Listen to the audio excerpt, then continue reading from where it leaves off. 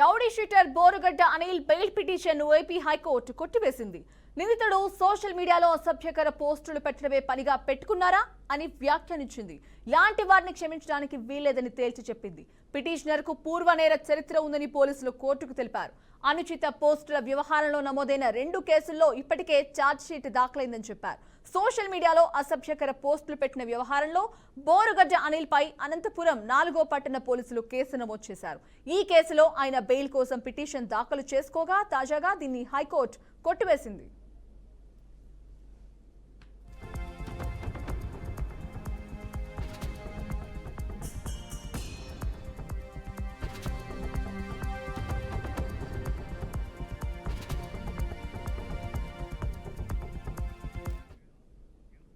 YCP అధికారంలో ఉన్న 5 ఏళ్ల కాలంలో బోరుగడ్డ అనిల్ హల్చల్ చేశాడు.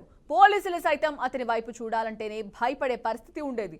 గుంటూరుకు చెందిన అనిల్ కేంద్ర మంత్రిగా పనిచేసిన రామ్దాస్ అఠావలే అనుచరుడిగా చెప్పుకుంటూ రిపబ్లికన్ పార్టీ ఆఫ్ ఇండియా రాష్ట్ర అధ్యక్షుడిగా చలామణియ్యాడు. జగన్ ను అన్నా అని సంబోధిస్తూ తాను పులివెందులకు చెందిన వాడినేనంటూ వైసీపీతో అంటకాగాడు. జగన్ కు అనుకూలంగా వ్యవహరిస్తూ ప్రతిపక్షాలు, ప్రతిపక్ష నేతలపై సభ్య సమాజం తలదించుకునేలా సామాజిక మాధ్యమాలు, టీవీ డిబేట్లలో ఇష్టానుసారం దూషణలు చేశాడు.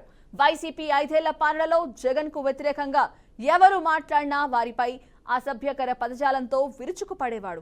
జగన్ ను వ్యతిరేకిస్తూ మాట్లాడితే చంపేస్తానంటూ బెదిరింపులకు దిగేవాడు. చంద్రబాబు నాయుడు, పవన్ కళ్యాణ్, లోకేష్ ను ఉద్దేశించి అనుచిత వ్యాఖ్యలు చేశాడు. ప్రతిపక్షాలకు చెందిన మహిళల గురించి కూడా అసభ్యకరంగా మాట్లాడి దూషించేవాడు.